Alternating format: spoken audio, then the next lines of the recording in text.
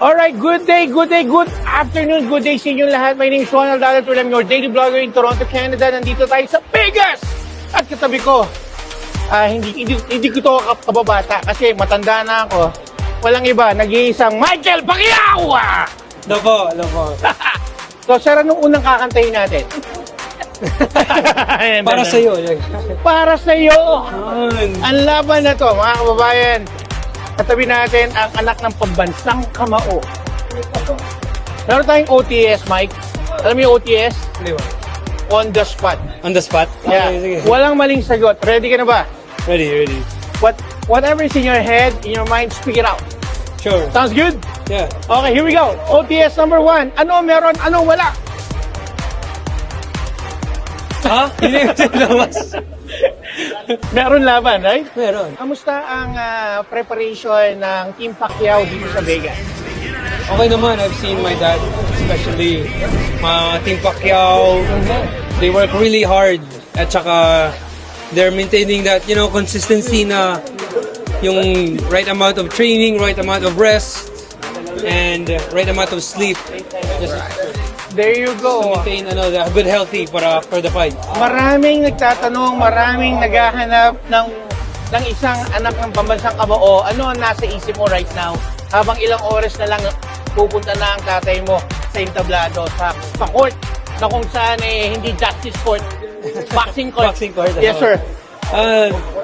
A little nervous lang, pero I believe na I see my dad training.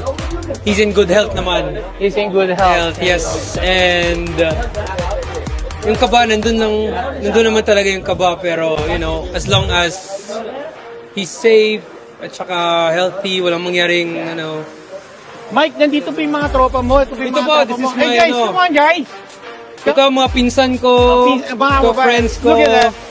Hi kayo, hi! Ay naman dyan, hey. Hey. Ikaw naman, ikaw mag-interview. Ito guys, ito yung mga pinsan ko, mga barakada ko since childhood. Anong masasabi mo sa sinasabi ko? Wala po ako masasabi sa sinabi kong ito. Anyway, guys, maraming salamat. And I know everybody's excited for this fight. And it's been so long, 4 years, na nagbakasyon ang tatay mo. And right now, nahiya ako tanong to sa'yo pero pwede bang magtanong? Single ka pa raw ba? Single. Single. And may plano bang isang Michael lumaro din sa boxing? Matagal siyang sumagot. At this point in time, No, okay. Anyway, again, Mike, maraming salamat. Hindi mo kami inisnab. Palakpakan naman dyan, oh. Oh, come on. And totoo na talagang napaka-humble ng Pacquiao family. I'm so very proud na I'm good shape too. And any message to your fans, followers out there, at sa fans ng daddy mo? to all of my dad's fans at saka Team Pacquiao fans, maraming salamat sa suporta always, ever since, throughout the years. Suporta palagi kayo sa Team Pacquiao and my dad. Praying for him always. Salamat sa mga prayers nyo for every fight and sa support every time manalo, every time matalo, and every time pagbalik niya sa Pinas. Fans ko din, thank you sa support. Whatever I choose to do, whatever career path ko, whatever my career path is, you still support me. Yung mga totoong fans yun, para sa inyo yun. And maraming salamat po. Okay, bago tayo magpaalam sa ating mga viewers today, kung merong isang linya ng kanta, ano yun? That's one-liner. Pwede mo na rin kantahin. Ladies and gentlemen, let's give it up, Michael Pacquiao! Para sa'yo, ang laban na to. Yun!